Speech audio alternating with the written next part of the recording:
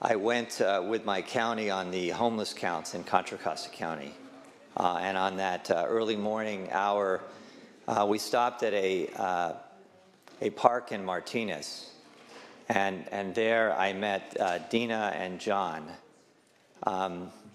who were living in their car. And I talked to them about their circumstances, and they explained to me that their rent had been raised almost 80% in the past year, and they couldn't afford it. And they had no choice but to leave their apartment and to live in their car with their cat. And they were there at that park in Martinez that very cold winter morning to get some hot coffee and some cereal and some juice that was being provided by a Good Samaritan who would provide that a couple days a week along with a prayer. Later that morning, we traveled to an underpass in Walnut Creek, and I met Robert. Had a little fire going because he was cold. Didn't have a sleeping bag, anything to sleep with. And I talked to Robert to ask about his circumstance, and Robert said that he was married and living in Moraga, very affluent community. And unfortunately, he got a divorce, and he ran into health problems. And so he lost everything, and there he was in the cold with the little fire with his dog under an overpass in Walnut Creek.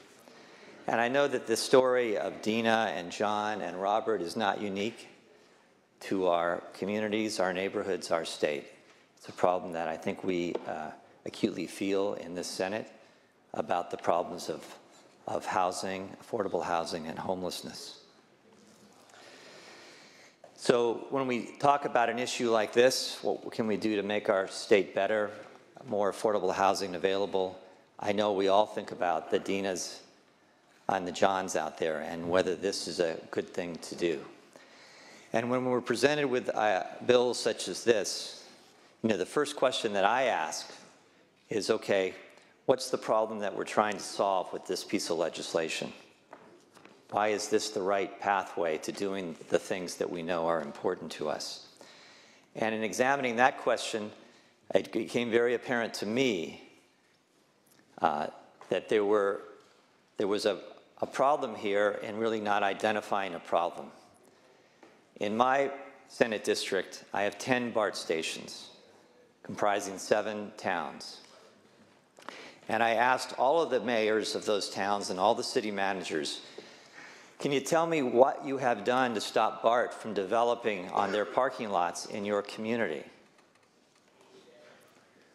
Have you turned down BART applications and why?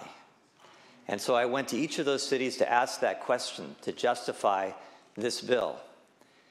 And in every case, they said to me, Steve, in the last 10 years, we have not turned down a BART housing project on their parking lot. None, 0.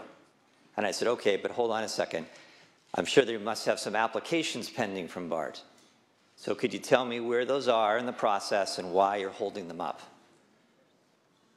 And in every case, they said, Steve, we don't have an application from BART to build on their parking lot. There's no applications here. And I said, well, they're claiming that they can't build affordable housing on their parking lots. So why is there a problem here? And each city then detailed to me what they had done to build affordable housing in and around BART. And it was, I have to tell you, a very impressive list. I want to share some of them with you. In the city of Concord, they've entitled over 2,500 housing units within a half-mile radius of downtown Concord BART. 2,500 units, almost 4,400 within a mile. And if you know Concord in the next 10 years is going to be building more housing than any city of its size anywhere in the state because of the donation of the Naval Shipyard to the city and their plans for thousands and thousands of units. But somehow Concord now is part of the problem. I asked the city mayor of Antioch, what are you doing to build housing around transit? You have a new BART stop there. And they said our specific plan that we've approved provides 2,500 high-density transit-oriented development units around our BART station. And we've totally collaborated with BART. I went to the city of Pittsburgh that has 2 BART stations, and I said, hey guys, so BART hasn't come to you to build? No. BART has no applications to build? No. So what are you doing to build affordable housing? And here's what the city mayor said to me. Passed a master plan in 2011 allowing 1,100 residential units, including 252 high density around the BART station. BART has land there, but he's never developed it. Never put forward a plan to develop it. And in the last 20 years, private developers have developed 1,250 units around the BART station. They have a second station in Pittsburgh. Once again, passed a specific plan for allowing 1,845 additional units, 1,600 within a half-mile of BART. BART hasn't participated in this process whatsoever. There was some testimony in committee earlier this year that criticized the city of Dublin for turning down 200 units on BART property. 200 units on BART property. So I talked to the folks in Dublin, and they told me many things I already knew, which is that they've zoned for development in the BART area in the hundreds and thousands of units, that Dublin is known as the fastest growing city in California for the last 5 years because they have produced thousands of units of housing in Dublin. And then I got the news that the reason this bill was necessary was because towns like Dublin couldn't do any more because they had a member of the city council under recall because they voted for high-density housing. So now I see that. You want courage from council members. There's a recall against one of them, and that's a reason why you can't trust Dublin to do their part on affordable housing. And the kicker on this story of what cities are doing or not doing was the city of Pleasanton.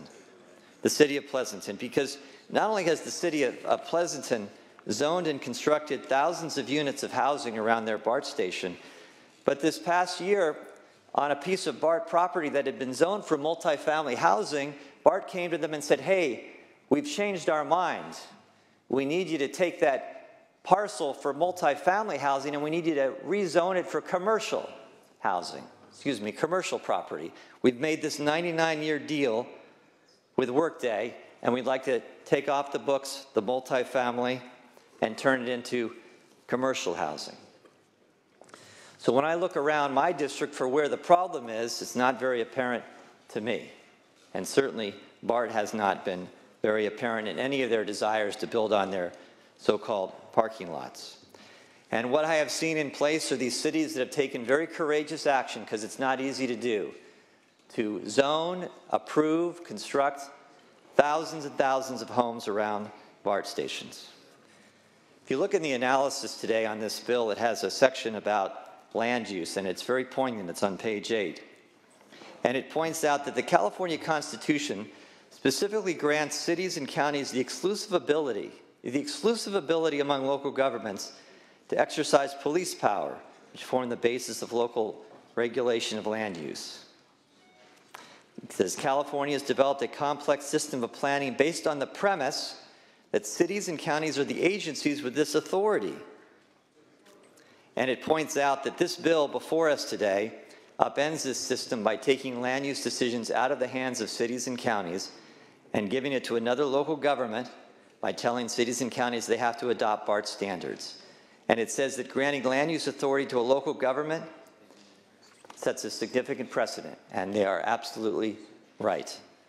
The Constitution set these parameters about how development happens. And it's certainly clear to me that if this legislation passes today, that we're going to have a constitutional challenge. We're going to have public agencies spending millions of dollars fighting other public agencies with the right to implement the bill that's before us today. Now, there is a significant precedent being set by this. Hundreds of special districts in California, none of them have been given the power that this bill suggests. None of them. And there are many who would love to have this power, take it away from cities and counties. If BART was to build out what's allowed under this bill, the units, over the next 20 years, it would add up to less than a fraction of what's required in California, a fraction. So you say on one hand, well, it's something. On the other hand, folks, that's the precedent that's been set. If you have a Metro Rail or a Metrolink stop in your district, if you have transit locations that are in high use, well then welcome to the club, because this legislation can come your way as well. Give those transportation authorities the same right that's being proposed in this legislation. It sets a very, very dangerous precedent. Now, one of the things that this bill establishes is that the land use choices are no longer made in your town.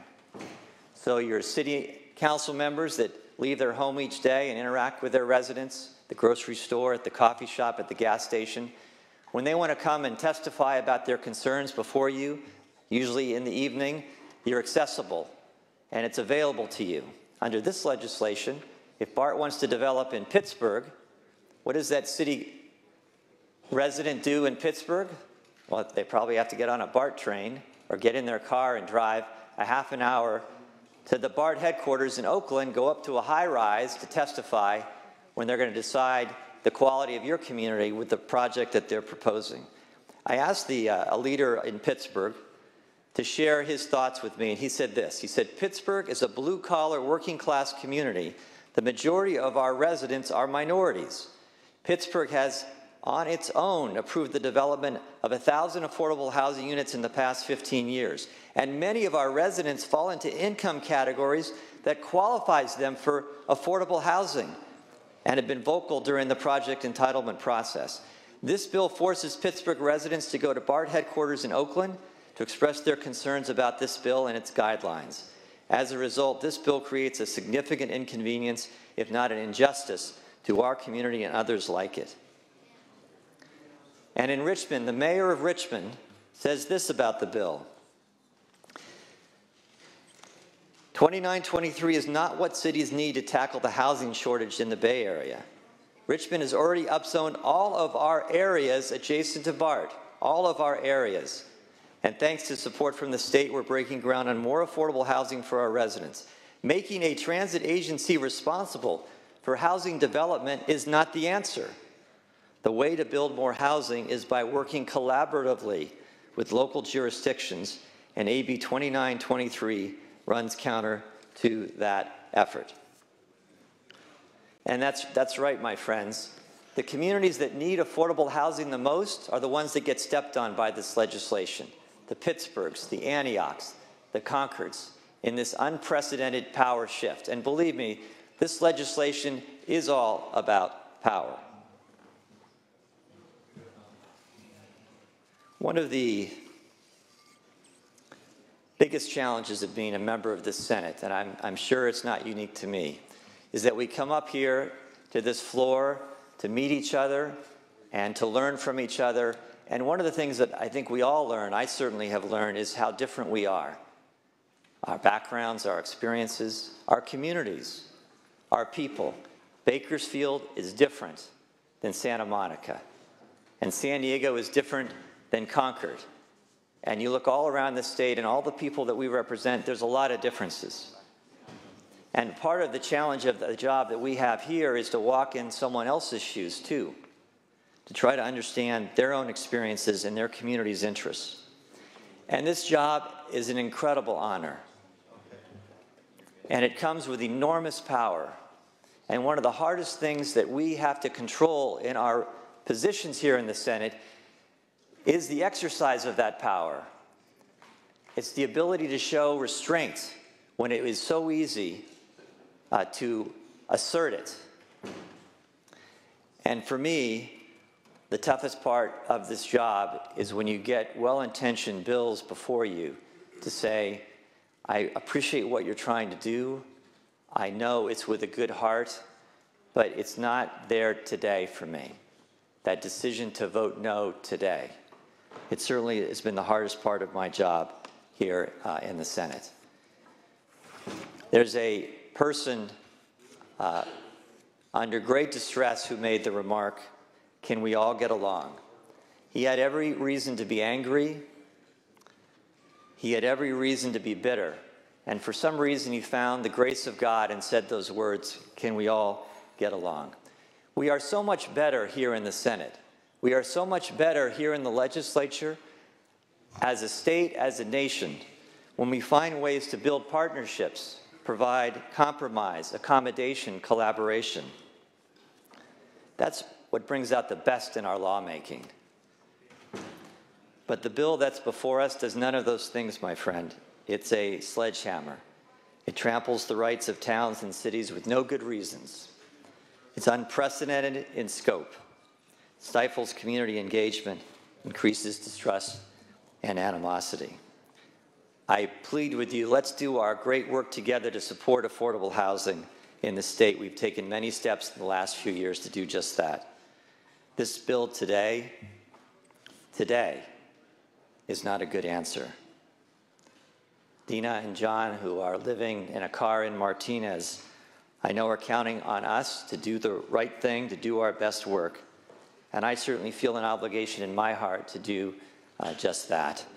But this bill before us today isn't right, isn't fair, and we have to look for a better way. With that, I urge a no vote.